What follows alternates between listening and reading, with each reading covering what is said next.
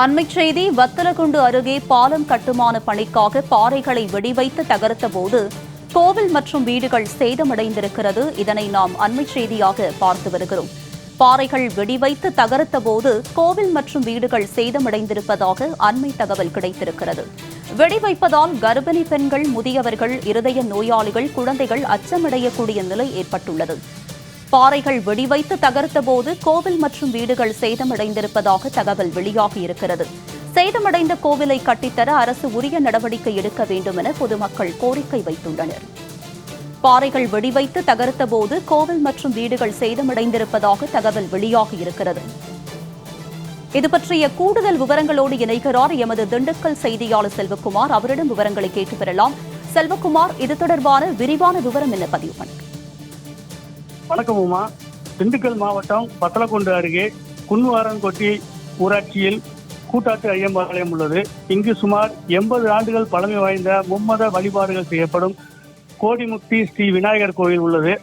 வைகை, மஞ்சளாறு, மருதாநதி, முல்லைப்பெரியாறு, சோத்துப்பாறை, பாலாறு உள்ளிட்ட 13 ஆறுகள் சங்கமிக்கும் விதமாக இந்த கூட்டாட்டு ஐயம்பாளையம் உள்ளது. இங்குள்ள கோடிமுக்தி ஸ்ரீ விநாயகர் கோயிலில் திண்டுக்கல், தேனி, மதுரை, விருதுநகர் உள்ளிட்ட பல்வேறு மாவட்டங்களில் உள்ளவர்கள் வணங்கும் வழிபாடு ஸ்தலமாகவும், இறந்தவர்களின் அஸ்தியை கரைக்கும் ஈமக்கிரியை செய்யும் இடமாகவும் கூட்டாட்டு ஐயம்பாளையம் சிறந்து விளங்கி வருகிறது. இந்த பகுதியில் முருகன் பாத யாத்திரை பக்தர்கள் தங்குமிடமாகவும், திருமணம் உள்ளிட்ட விஷயங்கள் நடக்கும் இடமாகவும் திகழ்ந்து வருகிறது.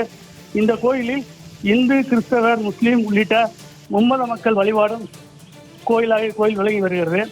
இங்கு 3 மதங்களை அடையாளப்படுத்தும் விதமாக கோயிலின் முன்பகுதி இந்து கோயிலாகவும், நடுப்பகுதி கிறிஸ்தவர் ஆலயமாகவும், பின்பகுதி முஸ்லிம்கள் தொழுகும் மசூதியாகவும் காணப்பட்டு வருகிறது. இந்த கோயிலை கட்டிய ஸ்ரீ ராஜயோக சிவபிரகாஷ் சுவாமிகள் கடந்த 1075ஆம் ஆண்டு இங்கு ஜீவசமாதி ஆகியுள்ளார் என்பது குறிப்பிடத்தக்கது. கோவில் திருவிழா ஒவ்வொரு ஆண்டும் தைப்பூச நாளன்று வெகு சிறப்பாக நடைபெற்று வருகிறது. கடந்த 1954ஆம் ஆண்டு கட்டப்பட்ட இந்த கோவில் திருவிழாவில் கண்ணாவட்டி, செக்காவட்டி, விருவீடு உள்ளிட்ட பல்வேறு கிராம மக்கள் வந்து வழிபாட்டு செல்கின்றனர். இந்த நிலையில் கண்ணாவட்டியிலிருந்து அணைப்பட்டி செல்லும் சாலை கூட்டாட்டு ஐயம்பாளையம் அருகே கடந்த ஒரு ஆண்டுக்கு முன்பாக ரூபாய் 4,27,57,000 மதிப்பில் பாலம் கட்டும் பணி நடைபெற்று வருகிறது.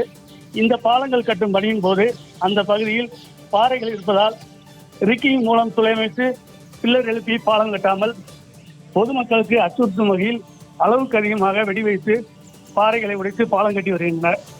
இந்த பயங்கர வெடிச்சந்தத்தின் அதிர்வுகளாகவும் கடந்த 2 நாட்களுக்கு முன்பு இந்த பகுதியில் பெய்த மழையினாலும் இக்கோவில் முழுமையாக இடிந்து தரைமட்டமாகி உள்ளது.